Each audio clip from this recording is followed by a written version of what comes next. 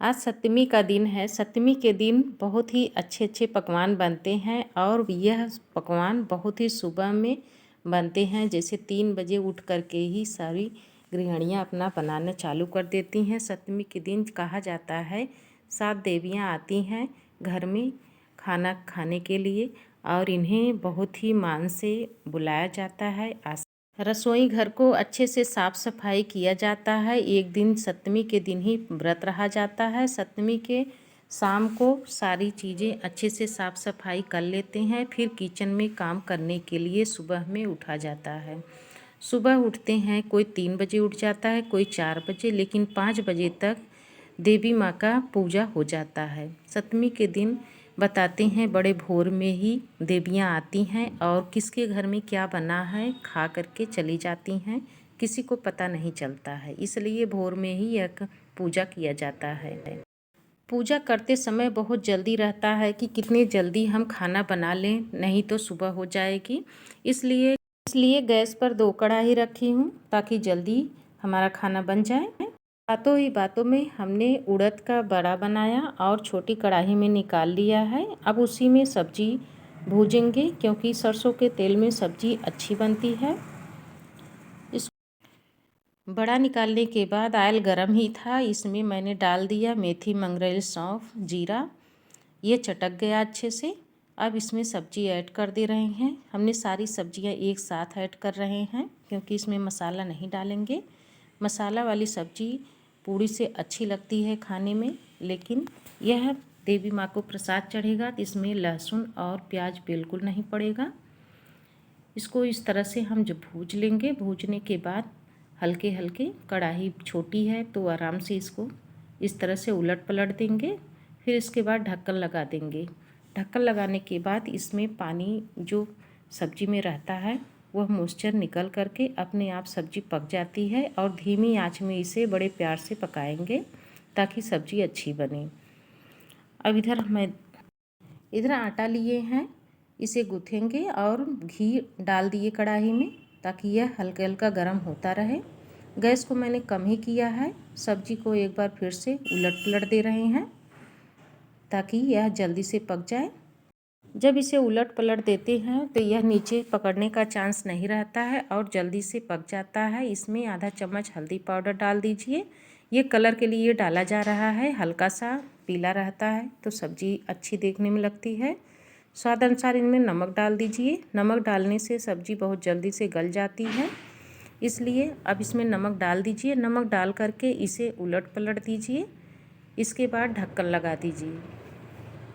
Gas को कम ही रखना है क्योंकि जब हम पूड़ी बनाएंगे और इसमें मीठा गुलगुला बनाएंगे, इतना बनाते बनाते हमारी सब्जी आराम से पक जाएगी। इसलिए गैस को फास्ट नहीं करना है, मध्यम आंच में ही पकाना है। इधर आटा गूँथ लिए और छोटी छोटी लोइयाँ भी काट लिए हैं और तेल भी हमारा गर्म हो गया है। इसे अब हम गैस को कम ही रखेंगे अभी तक, जब तक हम इसकी पूड़ी न बना लें। पूड़ी बनाते समय तेल काफ़ी गर्म हो जाता है, इसके बाद ही हम इसमें ऐड करेंगे। अब गुड़ को भी साथ में ले रहे हैं। गुड़ को तोड़ लिए हैं और इसी में थोड़ा सा सीड्स डाल दिए हैं, थोड़े से सौंफ है और थोड़ा मेवा डाल दीजिए। या फिर इसे सादे में बनाना है तो केवल सौंठ और गुड़ फोड़ करके मिक्स कर लीजिए, इससे भी बहुत अच्छा बनता है। आटा जो बचा हुआ था उसे भी इस तरह से मैश कर लीजिए। आटे को जब भी पूड़ी बनाएं या रोटी बनाएं उसे एक बार मैश करके बनाते हैं। यह रोटी बहुत ही सॉफ्ट बनती है और पूड़ी बहुत बढ़िया फूल जाती है। जो भी बनाएंगे आटे जब भी लें हाथ में तो एक बार उसे मैश करके फिर से बनाएं। इस तरह से छोटी छोटी जब हम लोइयाँ काट लेते हैं तो हमें बनाने में आसानी रहती है। 2 लोग रहते हैं तो यह 1 लोग लोइयाँ काटते हैं और बेलते हैं। इस तरह से लोइयाँ काटने में आसानी रहती है, 2 लोग में दिक्कत नहीं होता। जब अकेले बनाते हैं तो एक साथ सारी लोइयाँ काट लेती हैं तो हमें छानने में दिक्कत नहीं होती। पूड़ी फटाफट बेल लीजिए और इसको कढ़ाई में घी जो डाले हुए हैं यह काफ़ी गर्म हो गया है। जब भी घी में पूड़ी बनाएं या ऑयल में बनाएं तो काफ़ी गर्म होना चाहिए, एकदम चिल्ड होना चाहिए, हल्का सा उसमें धुआं की तरह निकलना चाहिए, तब हम पूड़ी उसमें डालेंगे। इस तरह से छोटी छोटी रोटियां जब हम डाल देते हैं, यह बहुत जल्दी से फूल जाती है। अगर तेल गरम नहीं रहता सही से तो पूड़ियाँ हमारी फूलती नहीं हैं अच्छा। तो ऐसा लगता है कि मैंने आटा गूँथने में कमी कर दी है, क्या दिक्कत है इसमें, फूल नहीं रहा है। लेकिन कुछ भी ऐसा नहीं रहता है। केवल पूड़ी बनाने का सबसे खास ट्रिक यही रहता है कि हमारा ऑयल अच्छे से गर्म होना चाहिए। अगर ऑयल में कंजूसी हुई, गर्म नहीं है, तो पूड़ी हमारी फूल नहीं सकती, यह कड़ा हो जाएगा, अच्छे से बनेगा नहीं। इसलिए जब भी पूड़ी बनाएं तो ऑयल बहुत अच्छे से गर्म हीट होना चाहिए। इसको एक एक करके हम इसमें डालते जाएंगे और यह इस तरह से फूलता जाएगा और तुरंत इसको पलट देंगे। इससे करने में दो चीज़ का फ़ायदा होता है, एक तो जल्दी हो जाता है और जल्दी से फूल भी जाता है और ऑयल भी बहुत कम लगता है। इस तरह से हम ऑयल में एकदम पूड़ी 1-2 हमेशा रखेंगे। ऐसा नहीं है कि ऑयल को हम बिना पूड़ी का छोड़ेंगे। बिना पूड़ी का हीट ऑयल अगर गैस पर रखेंगे तो वह बहुत जल्दी से सारा जल जाता है। इस तरह से हम एक पूड़ी इसमें रखेंगे, फिर उसके बाद इसमें डालेंगे, फिर ऊपर की जो पूड़ियाँ है यह निकाल लेंगे। यह पक गई है, इसे मैंने लास्ट में डाला था। इतनी पूड़ियाँ डालते डालते वह पक गया। इसी तरह से इसे भी करना है। इसे फूल जाए उसे पलट दीजिए, फिर हल्का सा जब पक जाता है, हल्का हल्का ब्राउन हो गया है, बस इसे निकाल लीजिए और उसमें एक पूड़ी डाल दीजिए। इस तरह से जब पकाएंगे तो ऑयल भी हमारा कम जलेगा और बहुत जल्दी से हम पूड़ियाँ निकाल लेंगे। देखिए इस तरह से हमें पूड़ी बनाना है। यह पूड़ी खाने में भी बहुत सॉफ्ट और नरम रहती है। बहुत अच्छा लगता है जब पूड़ी सॉफ्ट और नरम रहती है। कड़ी पूड़ियाँ अच्छी नहीं लगती खाने में। निकालें, एक पूड़ी निकालें तो उसमें तुरंत दूसरी पूड़ी डाल दें। इस तरह से करने से हमारा ऑयल कम जलता है और फटाफट सारी पूड़ियाँ निकाल लेते हैं। पूड़ी मैंने बना ली। अब बना रही हूँ गुड़ का, जो गुझिया बोलो या फिर गुलगुला बोलो। इसे बनाना भी बहुत आसान है। जो मैंने पूड़ी बनाई थी उसका डबल आटा ले लीजिए। इसे लंबे में हल्का सा बेल दीजिए। इस तरह से हम हाथ से भी इसे लंबा कर सकते हैं, लेकिन टाइम लगेगा। और जब हम इसे इसी तरह से बेल लेते हैं तो जल्दी हो जाता है। गुड़ में मैंने पहले से ही मैश करके सारी चीज़ें रख दी है। इसको बनाने के लिए बस थोड़ा सा गुड़ आटे में रखना है। जैसे मैं गुझिया को भरती हूँ उसी तरह से इसे इस तरह से फोल्ड कर दीजिए और इसे हल्के से दबा दीजिए। यह बहुत जल्दी से बन के तैयार हो जाता है। सारी गुलगुला मैं इसी तरह से बनाऊंगी। इसको ये देखिए, इसको दबाएं। यह जो गुझिया हम बनाते हैं ये आटे की है तो यह और जल्दी से बन जाता है और इसे खुलने का कोई चांस नहीं रहता। अगर इसमें हम गुड़ डालेंगे बहुत ज़्यादा तो यह जब ऑयल में डाल देते हैं तो यह फूल जाता है। तो कहीं भी हल्का सा खुला रहता है तो ऑयल ख़राब हो जाएगा। इसलिए सावधानी से इसे बनाना है। न बहुत ज़्यादा भरना है न बहुत कम। इसको हम उतना ही भरेंगे जितने में यह आ जाए और इसे अच्छे से दबा करके रखेंगे ताकि इसमें हल्का सा भी एयर ना हो। इस तरह से हमने इसे बना लिया। अब आ गए नेक्स्ट की तरफ। कढ़ाई में जो घी था वह अभी गर्म है। मैंने गैस को केवल कम किया है। अब इसी में एक एक करके डाल दीजिए।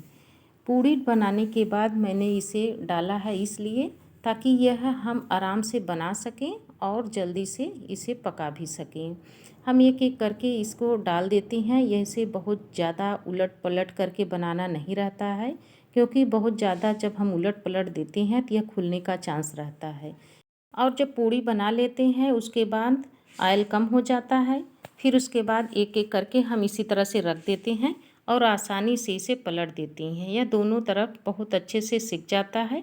जब हल्का सा ब्राउन हो जाए उसे निकाल लीजिए, लेकिन दोनों तरफ इसे पकाना है। इसे पक जाने के बाद बहुत ही अच्छा ब्राउन कलर हो जाता है, उसके बाद ही इसे निकालना है। इस तरह से जब हम पकाएंगे तो इसे खुलने का चांस बहुत कम मिलता है। यह आराम से एक ही जगह से पक जाता है। इसे बहुत ज़्यादा हिलाना नहीं पड़ता। जब ऑयल बहुत ज़्यादा रहता है तो उसे इधर उधर करने में कहीं से भी क्रैश रहता है तो वह गुड़ निकल जाता है बाहर। अब इधर चेक कर ले रहे हैं सब्जी हमारी पक गई है कि नहीं। सब्जी बहुत अच्छे से पक गई है। मैंने जब डाला था कढ़ाई में तो पूरा भरा हुआ कढ़ाई था। अब देख रहे हैं सब्जी काफ़ी कम हो गई है, इसका मतलब सब्जी हमारी पक गई है। अब एक टमाटर ले लीजिए, उसे बारीक काट लीजिए और इसमें ऐड कर दीजिए। इसे इस तरह से उलट पलट दीजिए ताकि टमाटर भी अच्छे से गल जाए। टमाटर मैंने लास्ट में डाला है ताकि हमारी सब्जियां अच्छे से पक जाए। टमाटर जब डाल देते हैं गर्मी के मौसम में, सब्जी में आलू डालते हैं उसमें टमाटर लास्ट में डाला जाता है ताकि हमारी आलू अच्छे से पक जाए। गर्मी के मौसम में आलू अच्छे से पक नहीं पाती जब हम इसमें टमाटर डाल देते हैं। इसलिए जब भी आलू की सब्ज़ी बनाएं, आलू अच्छे से पक जाए उसके बाद टमाटर ऐड करेंगे, बहुत जल्दी से यह पक जाता है। जब टमाटर पहले ऐड कर देते हैं सब्ज़ी पकने में टाइम लगता है। अब इधर देख रहे हैं हमारा यह गुलगुला भी अच्छे से तैयार हो गया। इसको निकाल ले रहे हैं। यह बहुत अच्छे से ब्राउन हुआ है और एक भी फटा नहीं है, बहुत बढ़िया बन के तैयार हुआ है। बहुत ज़्यादा यदि ब्राउन कर देंगे तो यह कड़ा हो जाएगा, खाने में अच्छा नहीं लगेगा। इसे हल्का सा ब्राउन रहे तभी निकाल लीजिए। अब हम बनाएंगे आटे का हलवा। जितना घी मेरा बचा हुआ था बस उसी में इसी पलटे से डाल दिए, जो मैंने पूड़ी छाना था उसी से इसमें इस तरह से हम मिला लेंगे। थोड़ा सा कम लग रहा था, आटा मैंने और ले लिया। इसे जितना अच्छा हम भूनते हैं उतना अच्छा हमारा खुशबूदार हलवा बन के तैयार होता है। इसे अच्छे से मैंने मिक्स कर दिया और इसमें देख रहे हैं हल्का हल्का गुठलियाँ हैं। अब इसी स्टेज पर डाल दीजिए चीनी। मीठा जब हम डालते हैं अपने रिकॉर्डिंग के अनुसार कम ज़्यादा कर सकते हैं। चीनी डालने पर अभी मेरा आटा अच्छे से पका नहीं है, तभी मैंने चीनी ऐड कर दिया।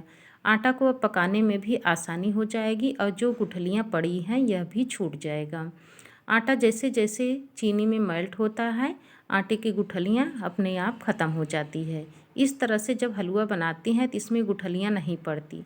अगर लास्ट में चीनी डालेंगे, आटा हमने भूंज लिया उसके बाद पानी डालेंगे फिर चीनी डालेंगे तो उसमें बहुत सारी गुठलियाँ पड़ जाती हैं, जो कि हम कितना भी मसलते हैं वह निकल नहीं पाती है। जब हम इस तरह से इसे रोस्ट करते हैं तो यह बहुत अच्छे से आटा पक गया है और दिखाई दे रहा है हल्का हल्का यह ब्राउन हो गया है। जो हल्का फुल्का गुठलियाँ हैं उसे भी इस तरह से मैश कर दीजिए। अब इसमें डाल दीजिए पानी।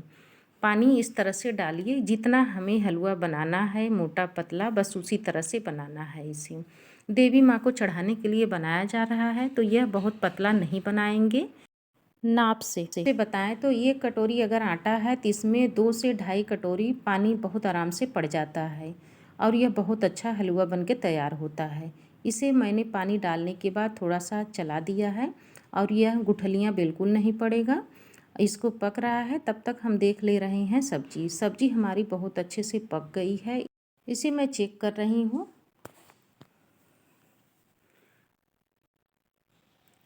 बहुत अच्छा पका हुआ है। मैं एक हाथ से तोड़ करके दिखा रही हूँ। ये देखिए बहुत बढ़िया पक गया है। अब पूजा करने के लिए सारा सामान मैं इकट्ठा कर ली। इधर हलवा भी तैयार हो गया है। यह बहुत पतला नहीं है न बहुत ज़्यादा मोटा है, हलवा बहुत अच्छा बना हुआ है।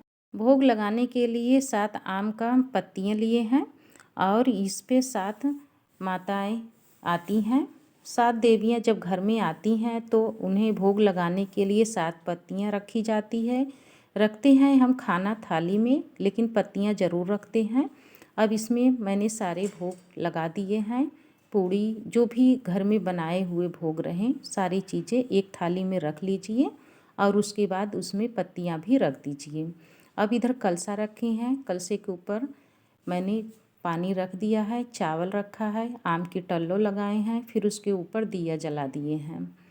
और इधर गौर बनाए हैं गाय के गोबर से और सुपारी लिए हैं, गणेश जी को बनाए हैं, उन्हें रक्षा से कपड़ा पहना दिए हैं और इस तरह से उनका पूजा फूल अगरबत्ती माले से पूजा किए हैं।